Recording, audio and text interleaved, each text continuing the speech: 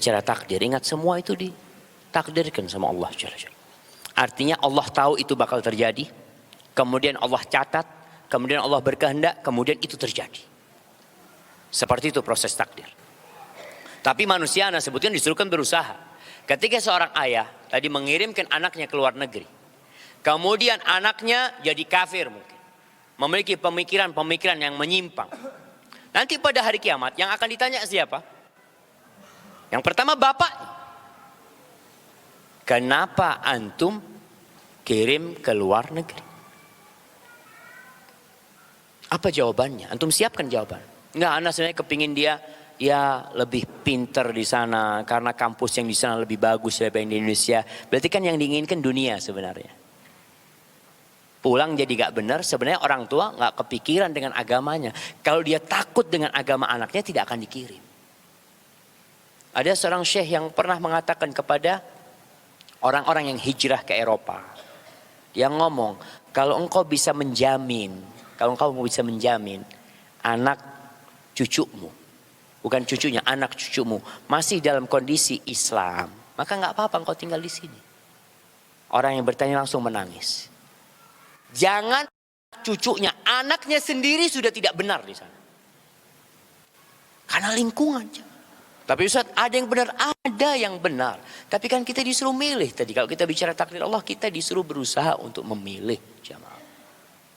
Maka kalau sekarang kejadian anaknya pulang rusak, yang pertama harus dilakukan orang tua adalah beristighfar. Ada kesalahan yang dia lakukan. Mengirimkan anak itu ke negeri yang di sana Islam, ya sangat sedikit. Syiar-syiar Islam tidak tampak. Di negeri sendiri azan dikumandangkan gak ke masjid.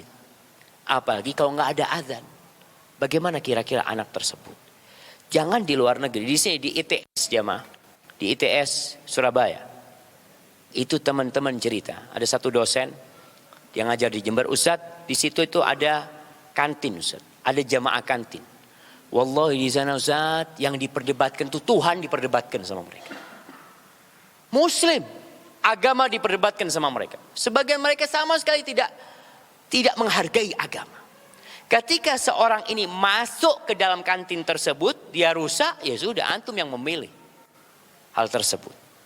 Maka orang tua sekarang beristighfar, mohon ampun sama Allah atas kesalahan yang dia lakukan. Kemudian dia perbaiki anaknya yang pertama dengan doa. Yang kedua, kalau anaknya merasa aku lebih tahu, ya carikan orang yang lebih tahu dari dia.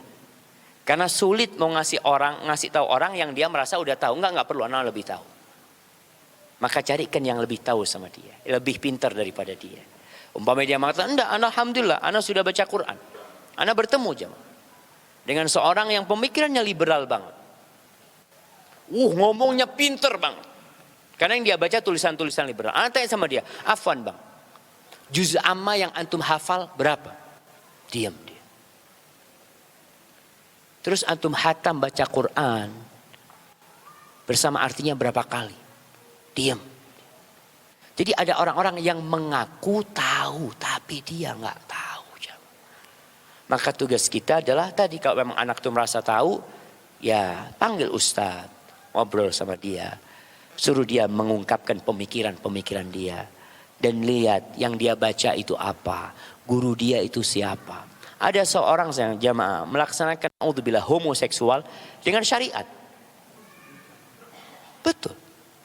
Di Indonesia ini ada seorang profesor doktor, ahli tafsir, perempuan. Dia itu melegalkan homoseksual.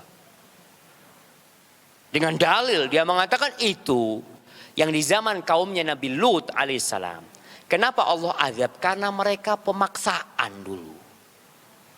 Kalau ridho sama ridho nggak apa-apa. Itu tertulis. Anda baca sendiri tulisan dia. Dia menafsirkan ayat-ayat tersebut. Ada tulisan di sebuah perguruan tinggi, kalau nggak salah di Semarang ya. Di jurnal mereka. Judulnya apa? Indahnya pernikahan sesama jenis. Ini dari fakultas agama. Kenapa? Kalau yang menulis dari fakultas teknik, orang nggak akan percaya.